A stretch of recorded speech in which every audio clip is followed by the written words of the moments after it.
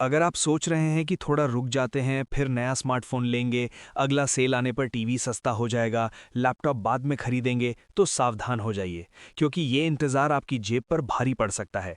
क्योंकि आने वाले कुछ हफ्तों और महीनों में स्मार्टफ़ोन, टीवी और लैपटॉप महंगे होने वाले हैं। मार्केट से जो सिग्नल्स आ रहे हैं, वो काफ़ी डराने वाले हैं। इलेक्ट्रॉनिक सामान की कीमतों में पहले 4% से 8% तक बढ़ोतरी और फिर धीरे-धीरे 30% तक महंगाई का खतरा है।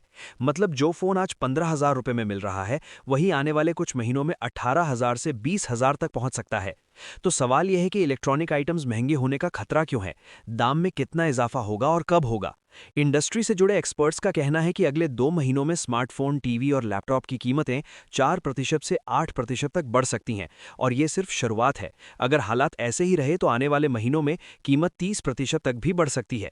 मतलब जो फोन आज 15,000 रुपए का है, वो कल 19,000 से 20,000 तक भी पहुंच सकता है। इस अचानक महंगाई की सबसे बड़ी वजह है मेमोरी चिप। आज के स्मार्टफोन, टीवी और लैपटॉप मेमोरी चिप के बिना नहीं चल सकते, लेकिन अब इन चिप्स की भारी कमी हो गई है और कीमतें तेजी से बढ़ रही हैं। दुनिया भर में एआई और हाई परफॉर्मेंस कंप्यूटिंग का यूज बढ़ता जा रहा है। एआई सर्वर्स, डेटा सेंटर्स और एडवांस टेक्नोलॉजी बहुत ज्यादा मेमोरी चिप्स यूज कर रहे हैं। डिमांड ज्यादा है, सप्लाई कम है, इसीलिए प्राइसेस आसमान छू रही हैं। पिछले 3 महीनों में मेमोरी चिप की कीमत 50% तक बढ़ चुकी है। इस क्वार्टर में 40 से 50% और बढ़ने की उम्मीद है, और अप्रैल से जून के बीच 20% और इजाफा हो सकता है। वीवो और नथिंग जैसे ब्रांड्स ने जनवरी में ही 3,000 से 5,000 रुपए तक के दाम बढ़ा दिए। सैमसंग कैशबैक और डिस्काउंट कम कर रहा है। कुछ कंपनीज कॉस्ट कंट्रोल करने के लिए डिस्प्ले और कैमरा क्वालिटी भी कम कर सकती हैं।